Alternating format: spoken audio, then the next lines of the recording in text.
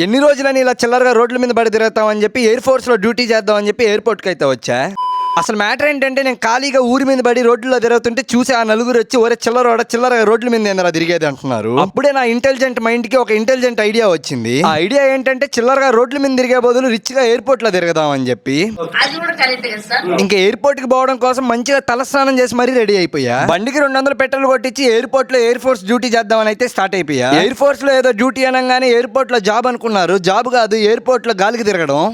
నన్ను నమ్మి మా నాన్నే నాకు బైక్ ఇడు, అలాంటిది నన్ను నమ్మి ఎయిర్ ఫోర్స్ లో జాబ్ ఎవడిచ్చేది. ఎయిర్పోర్ట్ కి వచ్చి అట్టి ఇట్టు ఒక 4 రౌండ్లు వేసి స్నాపులు పెట్టుకున్నా. ఇంకెక్కువసేపు అక్కడే ఉంటే పోలీసులు బొక్కలు ఎరగొడతారని చెప్పి పక్కనే మాల్ ఉంటే మాల్కి వచ్చి KFC ఆర్డర్ ఇచ్చాం. చల్లగా ఏసీలో రిలాక్స్ అవుతా తిందామని చెప్పి అనుకుంటే మాలాంటి వాళ్ళు వచ్చున్నారని చెప్పి వాడు ఏసీగా ఆపేశాడు. చెన్నైలో ఉన్న వేడంతా ఈ మాల్లోనే ఉండి తెచ్చింది. ఇప్పుడు ఈ వీడియో చూసి ఆ నలుగురు ఏమంటారో కింద కామెంట్ సెక్షన్ లో కామెంట్ చేసి చెప్పండి. మాల్ క్లోజింగ్ టైం అయిందని చెప్పి రూమ్ కు దొబ్బేశాం. సరే మరి నా కోసం అలా మీ లక్కీ హ్యాండ్స్ యూట్యూబ్ లో సబ్స్క్రైబ్ చేసుకోండి, ఇన్స్టాలో ఫాలో చేసుకోండి. Bye bye, Tata.